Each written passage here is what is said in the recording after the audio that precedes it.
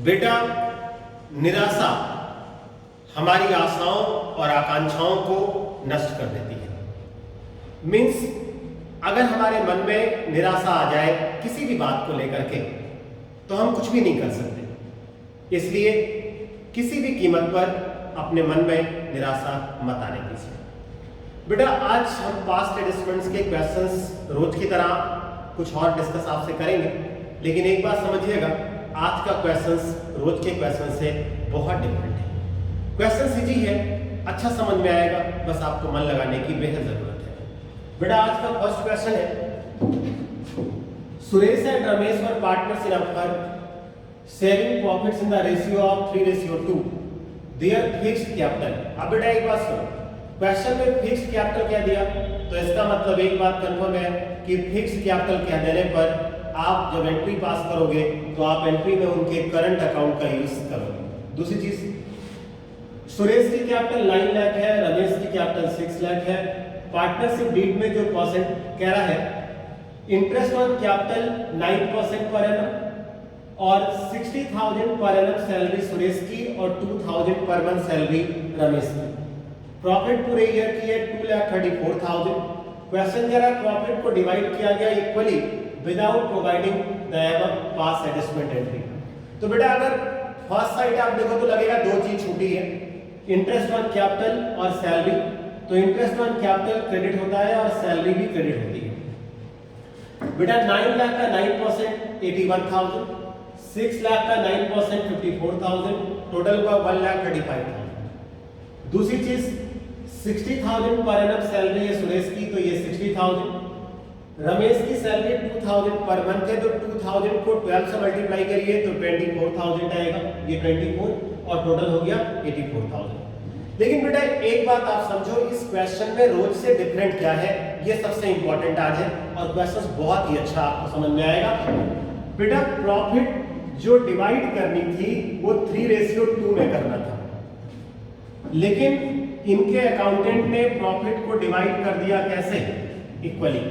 तो अब बेटा एक बात आप समझना, एक गलती और भी है जो प्रॉफिट के डिवीजन की गलती भी है। प्रॉफिट बंटना था 3:2 में, लेकिन गलती से प्रॉफिट को डिवाइड कर दिया गया इक्वल में। तो अब आप बताओ, जब प्रॉफिट गलती से दूसरे रेशियो में डिवाइड हो गई तो हमें उस प्रॉफिट को भी तो करेक्ट करना है। तो मींस जो प्रॉफिट है वो 3:2 में बंटनी चाहिए। तो बेटा हमें प्रॉफिट हुई 2,34,000, जिसमें से हमने इंटरेस्ट ऑन कैपिटल दे दिया 1,35,000, सैलरी दे दी 84,000, तो प्रॉफिट कम ही तो हो गई। तो देखो रिमेनिंग प्रॉफिट कितनी बची, 2,34,000 में 1,35,000 इंटरेस्ट ऑन कैपिटल हटा दीजिए और इतने रुपए सैलरी का, तो 2,34,000 में 2,19,000 हट गया, तो बचा आपका 15,000। अब बेटा इस 15,000 रुपीस को आप उनके करेक्ट रेशियो में डिवाइड करेंगे। तो देखो हमने लिखा है रिमेनिंग प्रॉफिट क्रेडिट 15,000 3:2 में, तो 9,000 और 6,000 ये 15,000 हुआ, टोटल कर दिया आप। अब बेटा देखो यहां टोटल क्रेडिट है तो डिवीजन आपका डेबिट में आएगा 2,34,000। लेकिन बेटा एक बात ध्यान देना, अब जो ये आप डेबिट कर रहे हो प्रॉफिट को, वो उसी रेशियो में डेबिट करोगे जिस रेशियो में आपने ऑलरेडी क्रेडिट कर दिया था, भले ही गलत किया था, क्रेडिट किया था ना, वो इक्वली है। तो 1:1 में, तो 2,34,000 को 1 में डिवाइड करेंगे तो 1,17,000 1,17,000। आप डिफरेंस करेंगे तो 33,000, यहां भी डिफरेंस आएगा 33,000। अब बेटा इसमें ये 150 जो है वो टोटल आपका क्रेडिट दिया है, इसलिए ये क्रेडिट की वैल्यू आई। इन दोनों में 1,17,000 हायर है और वो डेबिट में है, इसलिए डेबिट लिखा गया। एंट्री पास की गई, Ramesh current account debit to Suresh current account being adjustment entry made और पास। बेटा एक बात आप समझना, अभी आज के इस क्वेश्चन से पहले हम लोगों ने पास्ट एडजस्टमेंट में जितने भी क्वेश्चंस किए हैं उनमें एक बात तो इंपॉर्टेंट थी कि रेशियो एक ही दिया होता था। ये पहला ऐसा क्वेश्चन है जब आपको दो रेशियो मिले हैं। तो आप अपनी नॉलेज के लिए ऐसे याद रखो कि जैसे मान लीजिए आपके मन में क्वेश्चन आता है कि रिमेनिंग प्रॉफिट वाला वर्ड कब आएगा, तो आसान सा तरीका, जब क्वेश्चंस में दो रेशियो दिए हो, दो रेशियो का मतलब एक रेशियो में उन्होंने डिवाइड कर दिया जबकि दूसरे रेशियो में डिवाइड करना, तो आप रिमेनिंग प्रॉफिट्स निकालोगे। बेटा अभी ये फर्स्ट क्वेश्चन रिमेनिंग प्रॉफिट का था, अभी हम क्वेश्चंस आपके साथ और कंटिन्यू कर रहे हैं इसी टॉपिक का, तो आपको और अच्छा समझ में आएगा। एक दो बार इसको सॉल्व करो, समझ में आ जाएगा। हम नेक्स्ट क्वेश्चन आपसे डिस्कस कर रहे हैं और अच्छा समझ में आएगा। बेटा नेक्स्ट क्वेश्चन है, A B and C were partners in a fund on 1 April 2015. Their capitals stood at rupees 5 lakh, rupees 2,50,000 and rupees 2,50,000 respectively. As per the provisions of the partnership deed, C was entitled for a salary of rupees 10,000 per month. Partners were entitled to interest on capital 5% per annum, or profit were to be shared in the ratio of capitals. The net profit for the year ended 3,30,000 was divided equally without providing for the above terms past adjustment entry. बेटे question हम लोग solve करें उसके पहले कुछ चीजें जो common है वो आप समझना कि आज गलतियां क्या क्या चीजें हुई हैं। बेटा क्वेश्चन कह रहा है कि उन लोगों ने प्रॉफिट को डिवाइड कर दिया इक्वल में, जबकि प्रॉफिट डिवाइड होनी चाहिए थी किसमें, रेशियो ऑफ कैपिटल्स में। तो आपके मन में एक क्वेश्चन जरूर अराइज होना चाहिए कि यहां पर प्रॉफिट के डिवीजन को लेकर भी गलती हुई है, क्योंकि प्रॉफिट तो बटना था रेशियो ऑफ कैपिटल्स में, लेकिन प्रॉफिट बटा किसमें, इक्वल। इसका मतलब इंटरेस्ट ऑन कैपिटल सैलरी ये तो नहीं लिखा, ये सच है, मींस इंटरेस्ट ऑन कैपिटल और सैलरी तो की गलती हुई है, लेकिन बेटा ये मत भूलो कि इंटरेस्ट ऑन कैपिटल और सैलरी के साथ साथ प्रॉफिट के डिवीजन में भी गलती की गई। उसका रीजन है क्योंकि प्रॉफिट बटनी थी रेशियो ऑफ कैपिटल में और उन्होंने बांट कैसे दिया, इक्वल में। तो बेटा पहले हम बता दें रेशियो ऑफ कैपिटल आएगा कैसे। Ratio of capitals A B C तीनों की आप कैपिटल लिखो और उसके नीचे तीनों की कैपिटल मतलब ए बी सी का नाम आप लिख दो और उनकी कैपिटल लिख दो। तो 5 लाख, 2,50,000, 2,50,000, 440 आप कैंसिल कर दो, तो 40 40 40 कैंसिल हो गए। तो बेटा बचा 50 रेशियो 25 रेशियो 25 25 से सबको कैंसिल कर दो, तो 25 1 जा 25 25 1 जा 25 25 2 जा 50, तो 2 + 1 + 1 = 4। ये तो रेशियो ऑफ कैपिटल है। अब बेटा हम क्वेश्चंस पे आते हैं।